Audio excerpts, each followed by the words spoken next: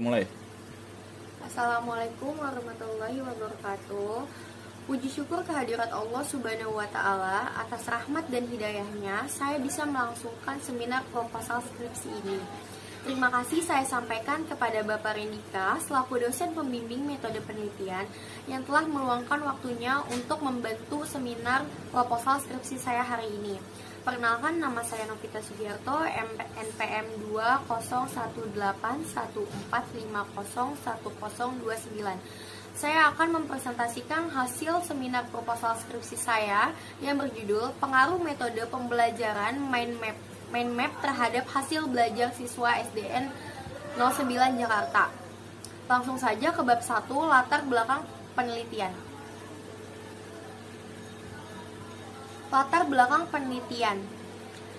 Pendidikan adalah pemegang peranan yang sangatlah penting dalam guna untuk mempersiapkan dan memberikan ilmu tentang sumber daya manusia yang berkualitas dalam kehidupan sehari-hari, sehingga mampu menghadapi apa yang menjadi sebuah tantangan di masa depan dan mampu untuk berlomba dalam berkompetisi pada dunia perkembangan ilmu pengetahuan dan teknologi informatika. Dunia pendidikan sekarang ini, peranan guru bukan hanya sekedar mengajar, tetapi meningkat menjadi direktur belajar atau director of learning. Yang artinya itu setiap guru diharapkan mampu untuk mengarahkan dan meningkatkan minat dan kebiasaan dalam kegiatan belajar siswa supaya tercapai keberhasilan belajar. Dan selanjutnya, pendidikan merupakan sesuatu hal yang paling utama yang menjadi adanya tolak ukur perkembangan suatu bangsa agar tidak tertinggal dari bangsa lain, sehingga sekolah dasar merupakan sebuah tempat dalam mendapatkan sebuah pengalaman pertama yang dimana bisa memberikan dasar untuk membentuk dari adanya kepribadian individu. Dan selama ini, siswa SDN 09 Jakarta hanya mendapatkan materi yang diberikan oleh guru dari pendidikan di sekolah. Dan di sisi lain, penguasaan cara belajar siswa SDN 09 Jakarta dalam mengaplikasikan kejeniusan dan keterampilan anak kurang diperhatikan.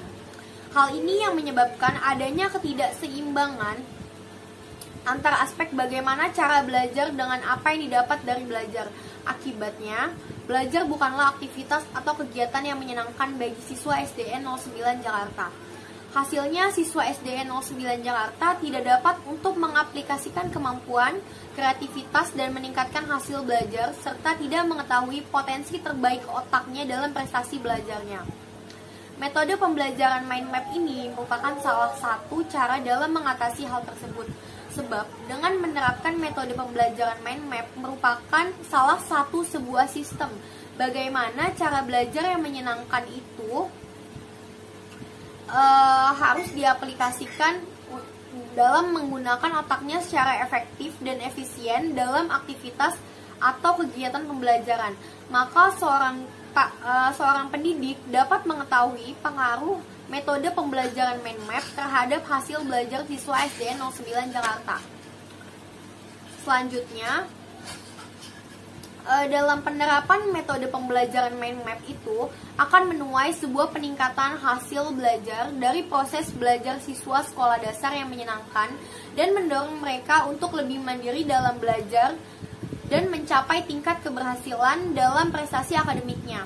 Selain itu pula, penerapan metode pembelajaran mind map sudah mencakup dari adanya karakteristik siswa mulai dari kelas rendah hingga sampai siswa pada kelas tinggi. Sehingga penerapan metode pembelajaran mind map sangatlah memiliki pengaruh yang luar biasa hebatnya dan positif bagi siswa. Dan yang selanjutnya ada rumusan masalah.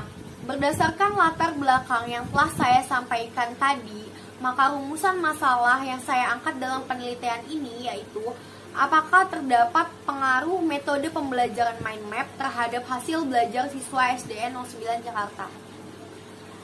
Dan selanjutnya ada landasan teori. Landasan teori saya ada metode mind map, hasil belajar siswa dan siswa sekolah dasar. Dan di sini ada penelitian yang relevan dari 3 ini dulu ya. Dan selanjutnya ada penelitian yang relevan Di sini ada 3 tokoh, yang pertama Kadek Serijana, yang kedua Nikutus Tia Prahita, dan yang ketiga ada Natriani Syam Ramlah. Dari ketiga tokoh ini membahas dan berkaitan dengan proposal skripsi saya. Dan selanjutnya ada kerangka berpikir, bisa dilihat di situ. Lalu ada metodologi penelitian, kita masuk bab 3. Yang pertama ada waktu dan tempat penelitian. Lokasi penelitian dilakukan di Sekolah SDN 09 Jakarta yang bertempat di Jalan SD Impres nomor 2 RT 10 RW 9 Cipinang Cipedak Jakarta Timur.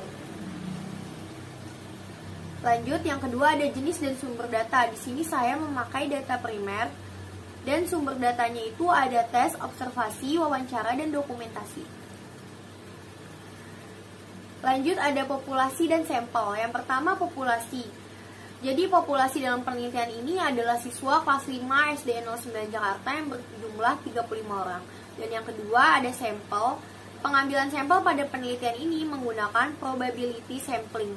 Pada pengambilan sampel ini menggunakan probability sampling, yaitu pengambilan sampel yang memberikan peluang yang sama bagi setiap unsur anggota populasi untuk dipilih menjadi anggota sampel.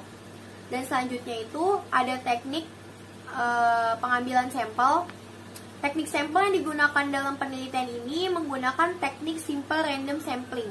Karena pengambilan sampel penelitian ini dilakukan dengan cara diacak dan dilakukan dengan cara pengundian. Langkah pertama biasanya itu menuliskan nama-nama kelas di kertas, selanjutnya gulung, lalu langkah kedua itu biasanya dimasukin ke dalam botol lalu dikocok dan diundi. Lanjut, ada metode pengumpulan data. Biasanya di situ saya memakai studi kepustakaan. Karena studi kepustakaan itu landasan teori yang digunakan berasal dari buku-buku literatur dan artikel yang relevan dari tujuan penelitian ini.